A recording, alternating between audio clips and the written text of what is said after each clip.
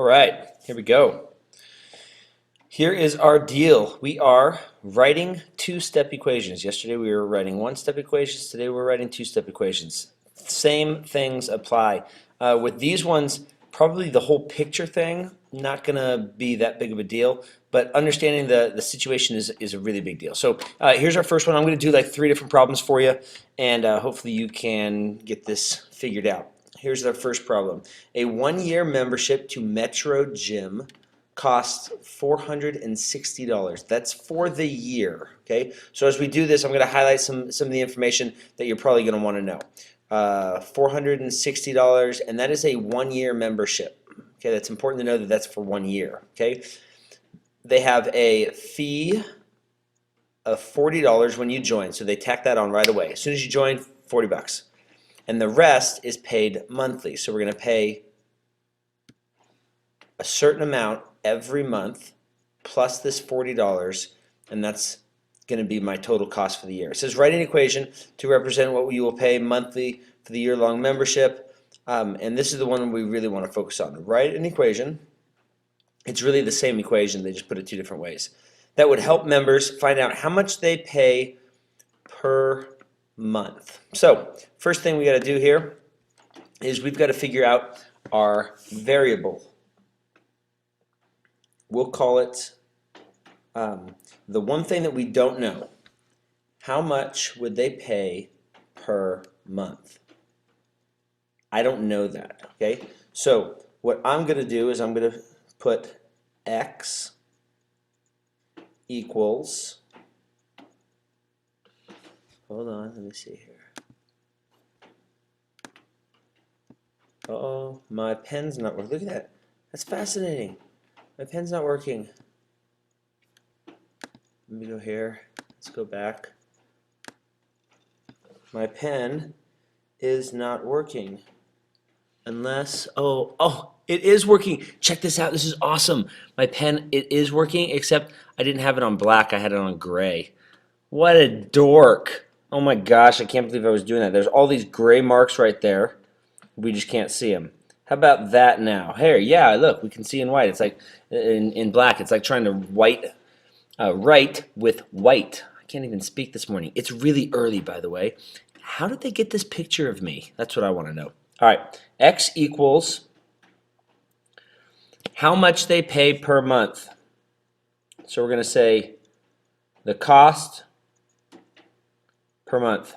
That's what I don't know, and that's what I'm trying to figure out. So if that's what I want to figure out, make that my variable. That's why when I solve the equation, I've solved for what I want. Okay.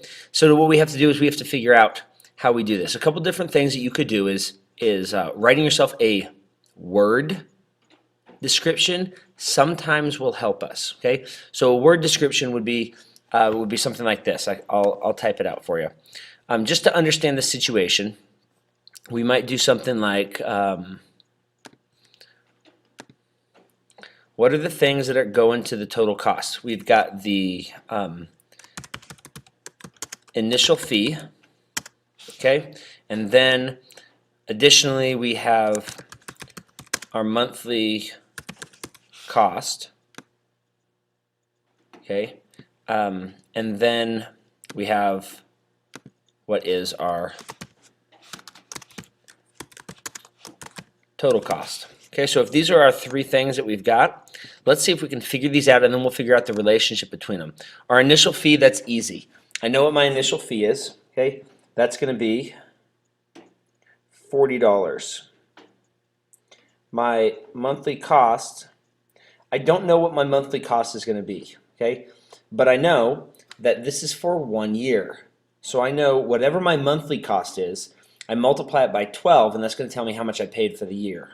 Okay, per month. So 12 times my monthly cost. Now the good news is I know what my monthly cost is actually. Okay, it's X. This is my monthly cost. So 12X means 12 times however much it cost me per month. Okay, so if it cost me 10 bucks per month, for the year it cost me $120. 12 months, $10 per month. Okay. These are the 2 things that go into making my total cost. So I know my total cost also is going to be 460, it looks like. So how are these related? Well, I know that if I take my initial fee and I add it to my monthly cost, those are the two things that will equal my total cost. And there's my equation right here. Let's try and do another one. Now, I'll teach you how to solve this later, okay? But right now, we're just writing them. Let's see this one. I'll highlight some of the important information as I read it to you. Billy has a gift card. Got it from Grandma Jean, and it was for his birthday. And it has a $150 balance. So he's got $150 on this card. He buys several video games. Okay, we don't know how many, just several. Okay, that costs $35 each. After the purchase, his gift card balance is $45. Write an equation to help find out how many video games Billy bought. Okay. Once again, I'll write a word explanation. We'll see if this helps us at all. Okay. Let's first identify what is my variable going to be. So we'll go x. I always make it x. You can put it whatever you want.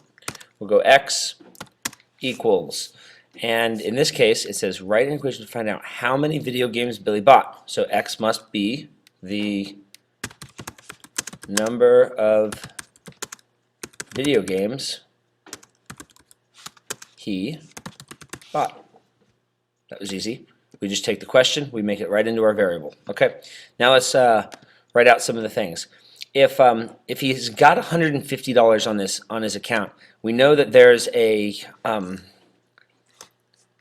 money on his. Let's just call it. Should we just call it balance? Okay, let's call it the balance. Now we've also got money that he spent. Okay, so I'm trying to think. Here's my question. We've got two different balances here. So we've got, I'm going to go ahead and I'm going to rewrite this, okay, because I don't like this right now. Because balance is just going to be too confusing. Okay, so I'm going to go, since we have two different balances, we're going to go initial balance and ending balance. Okay, so initial balance, initial means starting. Okay, we've got our ending balance, and then we've got the money that he paid, right? The cost of the games. Okay, so let's figure out the relationship between these few things. I'm going to take this and put it over here, cost of the games here, and my ending balance right there. All right, let's go ahead and figure out what all of these things are. We'll start here, my initial balance. It's pretty clear that they said my initial balance was $150. I've got the cost of the games. Now, I don't know what the cost of one game is. That's my variable. Okay, I don't know how many games he bought, but I know that each one was $35. So if I say, okay, $35 times however many games he bought, which that is my X. If I do that, that's going to tell me how much he spent. If it were 2 games, 35 times 2 is 70.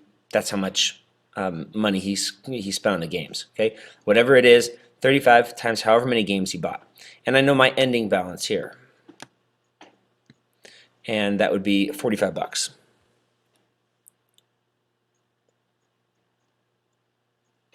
So the relationship between these, this is what he started at, then he spent some, and this is what he ended at. It looks like this. If I started at 135, I take away how much he spent, right?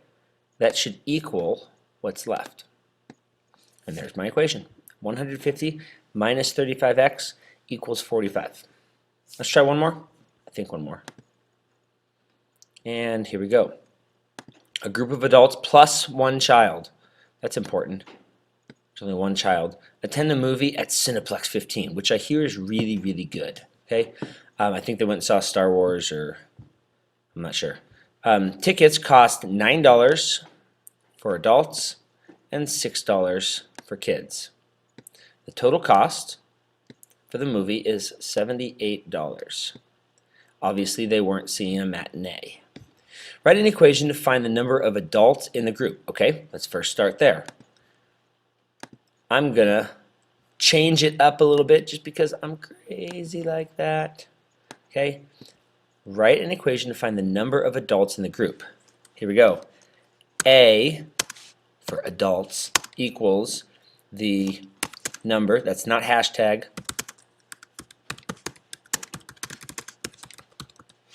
number of adults in the group. There we go. Identify your variable first. Okay, now I know what my variable is. I'm going to figure, I've got a total cost here, I've got cost for kids, and I've got cost for adults. So let's go ahead and write those ones here. I'm going to have, first thing is cost for the adults. Then I'm going to have the cost for children,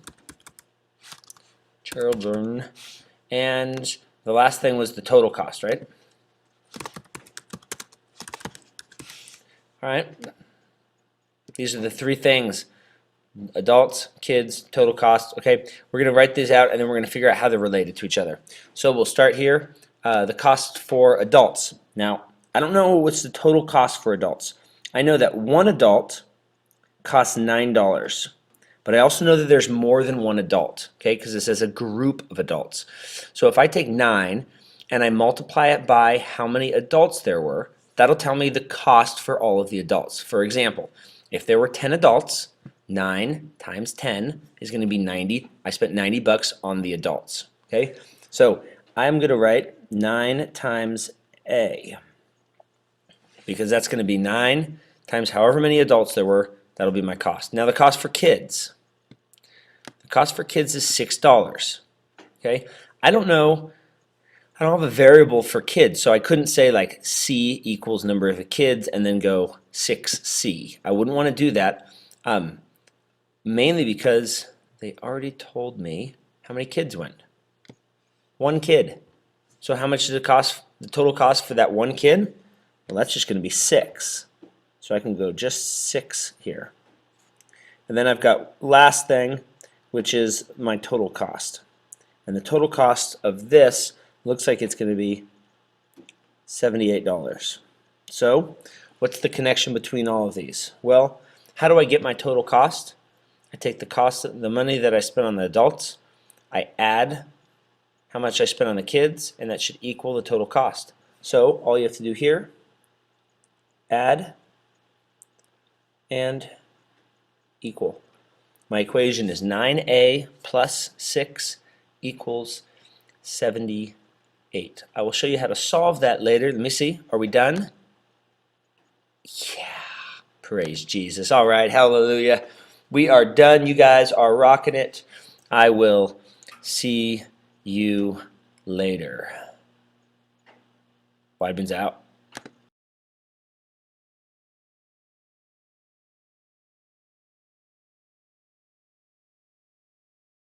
So, still talking about trig functions here. Okay, what we did in the last video was I gave you an angle and you had two sides. Okay, and you had to find one of the missing sides. Okay, what I'm going to do now is I'm going to give you a couple of these sides and you have to find the missing angle. Okay, so you can see that they say what is the measurement of angle y and the nearest degree is. Okay, I'm going to show you how to do this. I'm going to switch over so that you can see this here. Sorry it's so dark, but when I throw my calculator up there, it's going to not give you a little bit of a glare. So let's start with this right here. Okay, we've got, okay, trying to find the measurement of angle y. This is the got it problem. If you're following along, it should be close to page 442 right there. Okay, so here's what they gave me. We're looking for a measurement of angle y, which is this angle right here. Okay, so look at the information that they gave you and how does that relate. Okay, so obviously if they were asking me for the lengths of this side right here, I could do that because they gave me two sides. We go a squared plus b squared equals c squared and call it good. Okay, but they're not asking for that. They're asking for what is this angle measure right there. Okay, and that's going to have to be a trig function. So What did they give me? They give me this side right here and this side over here. They did not give me the hypotenuse. Therefore, I have to use the trig function that doesn't use the hypotenuse because they didn't give me that one. So I'm going to have to use cosine. And the reason I'm going to use cosine here, sorry, I'm going to use tangent here because the tangent of y is going to be equal to the opposite, 100, over, okay, the adjacent, which is 41, okay? So this is where you're going to have to figure out on the calculator. Okay, so let me clear this calculator off, okay, and let me show you this, okay? Because this is just going to tell me that the tangent of y is going to come out to be this fraction right here. But that doesn't tell me the angle measure. That just tells me the ratio of the tangent of this angle. But I want to go backwards and figure out what that angle is. So that's why we have our calculator. So this is called what we call inverse functions. Okay. So if I take 100 and I'm going to divide that by, it came out to be 41, I'm going to get 2.439 something or other, right? So the tangent of this angle that I'm talking about gives me this ratio right. So every finding the angle measure, okay, what you're going to want to do is you're going to have to find the inverse function. Here's the inverse function. Are you ready? It's not the tangent. It's the tan minus 1. That's called the inverse function. So how do I get to that? Is I have to hit my second. That's my second function right here. So I push that little up arrow, if you can see that. And that changes this to be my second function. So that's the inverse. So if I hit this, it should come up with the angle degree that I'm looking for here. And in this case, it's going to be about a 67.7 degree angle. So y, the measurement of angle y, comes out to be about 67.7 degrees. Okay, that's how you find the angle measure. I'm going to do another one for you. Okay, so this is number 5, page 442. Number 5 gives me, I want to find this angle measure right here. Okay, this is another, actually, you know what? That one's just like the one we just did using tangent. So I'm going to go ahead and I'm going to bump down here to number 6 and do this one here. Okay, so they want to find number 6. Here's my angle. What information did they give me? They give me the side that's adjacent, and they gave me the hypotenuse. That means I'm going to be dealing with cosine because it's the adjacent and the hypotenuse. So the cosine of angle x is going to be equal to the side that's adjacent, which we said is 9, over the hypotenuse, which is 13. I can punch that into my calculator, and to find this angle, we're now going to use the inverse function. Okay, so it's going to look like this. I'm going to say that was 9 over 13. So we're going to go 9 divided by 13. Boom. The cosine of this angle comes out to be this right here. So now make sure it's on the inverse. I'm going to hit the inverse function. It's already there. It says the -1. They hit that, and there's my answer. My answer comes out to be, we'll round that to be 46.2. So angle x is equal to 46.2. Finding the angle measures is actually pretty easy. A lot of less calculations that you have to do with that. Okay, that's it. You guys can go ahead and do number 5, and then I'll come back and I'll show you what number 5 is here in just a second. So go ahead and pause the video, do number 5, and we'll check it on your own. All right, number 5. Looking for this angle here. They didn't give me the hypotenuse. Therefore, I'm going to use the tangent. So the tangent of angle x is going to be equal to the opposite, which is 8, over the adjacent, which is 5. So in your calculator, we're going to do 8 divided by 5, 1.6. And I'm going to do the inverse of this. Okay, so we're going to go backwards. I'm going to hit the inverse tangent button, which is right there. And comes out to be, we're going to round that to be about 60 or 50, 58, sorry. We're going to say x is equal to 58 degrees and call it good. There's your answer. That's how you find the angle measures. We're going to take some time to work on these problems. Hopefully that helps. See ya.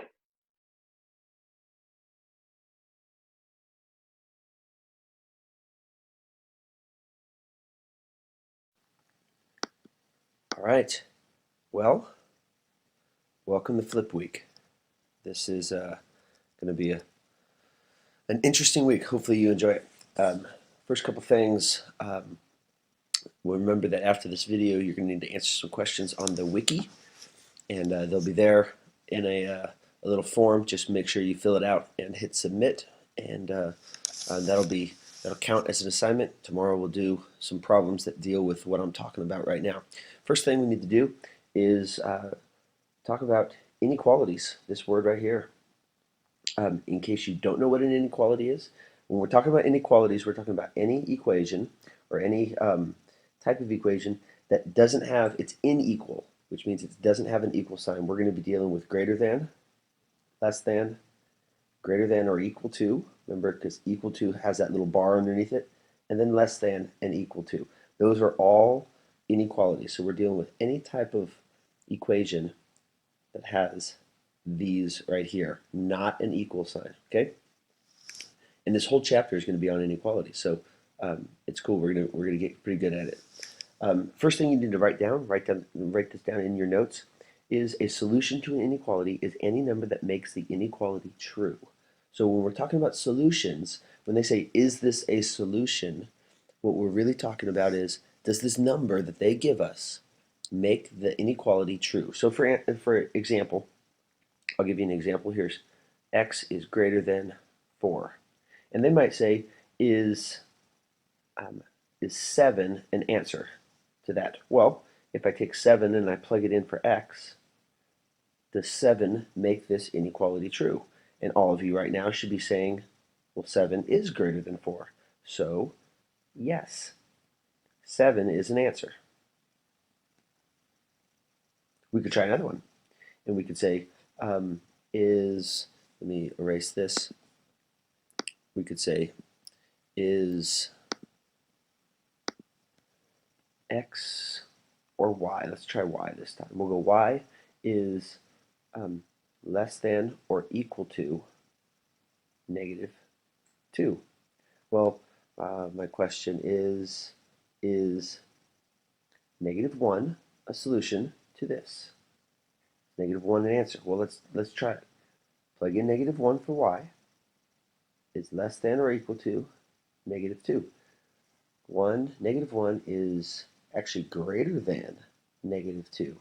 So this is not a solution.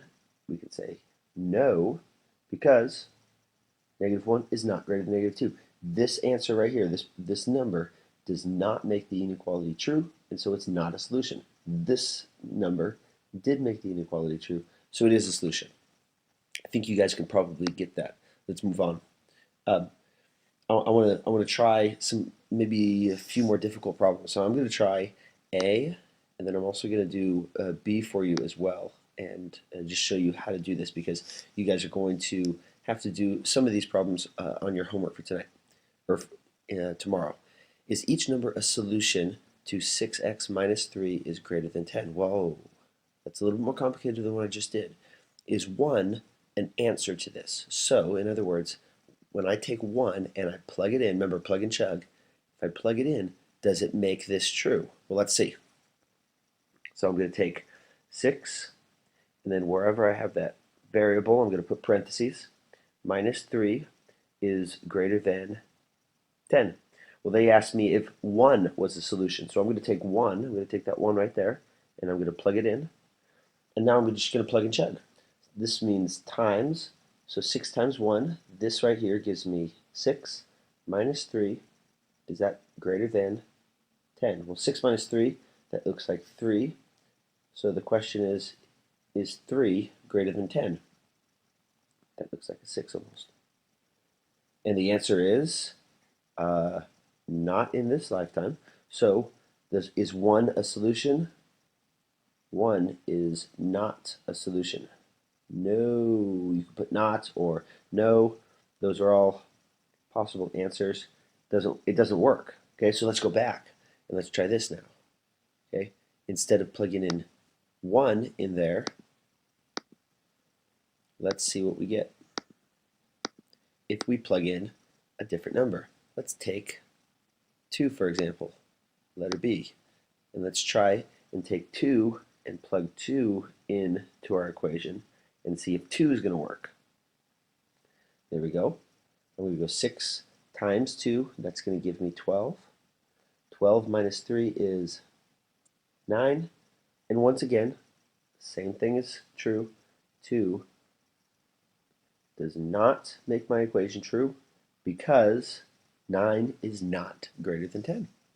Pretty simple. You could probably guess that if I plugged in 3, this number would be 18. 18 minus 3 would be 15, and 15 is greater than 10. So 3 actually is the only number that does work. It is a solution. Let's move on. How do we graph inequalities? Check this out. Okay, I want you to look at this first of all. This says x is less than 3. So I know we might have trouble reading this. Remember, the bigger end of your inequality always opens up to the bigger number. So the bigger end here is opening up to 3, so 3 is greater than this, okay? Or you could read it the other way. The smaller end is opened up, or is towards the x, so x is smaller. X is smaller than 3. This says m is bigger or equal to -2. This says -1 is greater than or equal to a. So I want you to look at our graphs and how these correlate. Okay, take a look at all these. This says x is less than 3. Look where my circle was. My circle is at 3. You should see that there is a correlation here.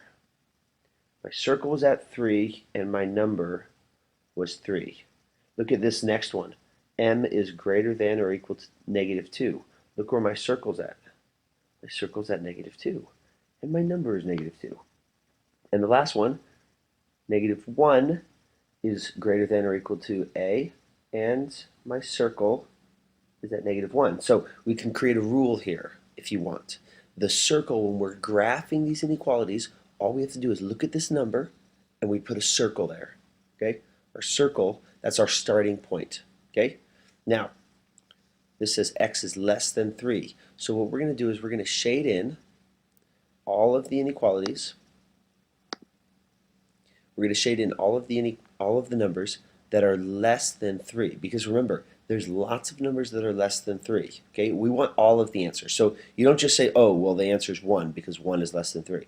1 is an answer, but we want all of the answers. We want every single one of them. So what we're going to do here is we're going to try and shade in every single number that is less than 3. So we're going to start at 3, and we're going to go everyone less than that because x is less than 3. We're going to go everyone less than that. Notice I have an arrow here, which means this keeps going on. It's actually never going to stop. Every number on this side over here is a solution because if I were to plug it in, it would work. Okay? Notice that I have an open circle here. Why do I have an open circle? Because this only says less than. Okay? So I'm gonna show you down here what I mean by that. Let's try the next one. Okay? M is greater than or equal to -2. So we start with a circle at -2. Okay? And we're gonna go everyone is greater than or equal to it. So all the numbers that are greater than -2 are these ones over here. So we're going to shade all of these ones in, keep that arrow going because it never stops. Okay, but the trick here, the difference between these two is this one says equal to, that equal to right there. So what we have to do here, we have to fill in the -2 because that's also one of my answers. So it's everyone that's equal to this one and greater. These ones over here. Look at this one. This says A is less than or equal to -1. Or -1 is greater than a. So I'm going to go, I want all of those numbers that are less than or equal to -1. Start with my circle at the number, -1, and we're talking about everyone that's less than. So it's going to be shaded this way. These are the numbers that are less than -1, but then also because it says equal to, I got to include -1 in my answer. I got to fill that one in. So we can create a little rule for ourselves down here. Okay, first one is if your inequality sign says greater than or less than, that right there is going to mean that you are going to have an open circle in your graph. And if it is greater than, and equal to, or less than and equal to, that means that you are going to have a filled in circle.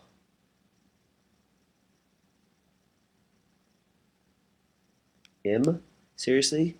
Notice the time, it's 5:49 in the morning, so M kind of makes sense to me, but I'm going to go ahead and go backtrack on that one just a little bit. Okay, in circle. Okay, let's go ahead and try some. Try and do this quick because this is dragging on. Okay, here we go. Here's my first one. A is less than 1. So what I'm going to do is I'm going to plug in 0 here. Here's 0. Okay, this is what I want your graphs to look like. Okay, and I'm going to go there's positive 1. So what I'm going to do is we're going to go A is less than 1. So we always put a circle where our number is. Okay, so I'm going to put a circle. Sometimes you can do this on the line. Sometimes you can do this over the top of the line. I like to go over the top of the line a lot of the time. So it's a circle at positive 1, okay? And it says A is less than. So we have to ask ourselves, where are the numbers that are less than 1? These numbers over here, I know this is going to be 2, 3, 4. So those are greater than 1. So I'm going to shade it this way because these ones are less than 1. We're going to fill it in. That's my arrow, by the way. And then what we have to ask ourselves is, does this circle get filled in or not? Well, this just says everyone less than. It doesn't say equal to. So equal to is the only time I fill this in. So I'm going to keep this open because it doesn't say equal to. That right there is my graph of this. It's right there. Kind of makes sense a little bit. Let's try this one here. This one says n is greater than or equal to -3. So what I'm going to do is I'm going to do this one in red. Okay. And let's go ahead and fill in my line just a little bit. This is going to be -1. This is going to be -2. And we'll go -3. Okay? So now let's take a look at this. And we're going n is greater than or equal to -3. The first thing I do, I don't even pay attention to the sign or anything like that. I come in here and I put a circle right at that number. Okay? And I see that this says equal to. Equal to means I'm going to fill this in, so I got to color this all in. Okay? And now we have to figure out which way we're going to shade it. This says n is greater than or equal to -3. So we have to ask ourselves, where are the numbers that are greater than -3? This side over here. So I'm going to take this, and there's my arrow. It's every number this way, making sure we fill it in. There's that. Hopefully you guys are getting this. We'll have some more practice tomorrow. And last one is all we have to do is we have to look at these and we have to give the inequality. So it's the exact opposite. They give us the graph and we have to show them what the inequality is. So use whatever variable you want here. I always use just x because it's easiest. Come over here and I'll just use x because it's easiest. And then we have to figure out, are we talking about greater than or less than? So the circle is right here on this one. The circle is at +2, so that's where my number is going to go. I'm going to go 2. And are we talking about the numbers that are greater than 2 or less than 2? I can see that we're talking about 3 and 4 and 5, so these are going to be x is greater than. The last thing is, did I fill in this circle? I did. So that means I have to say it's also equal to 2. There's my answer for this one. This is x is greater than or equal to 2, and this graph shows me x. Okay, my solutions are everyone that's greater than or equal to 2. Let's go over here. And this one, my circle is at 0. So I'm going to include that as there's my number. And I'm talking about all those numbers that are less than 0. So I'm going to go x is less than 0. And I realize that this is an open circle, so it is not equal to it. So I don't put equal to. We're just talking about everyone that's less than 0, but not equal to 0. So this is my answer here. And you guys are officially done. Answer the questions in the wiki. Peace out. See you tomorrow.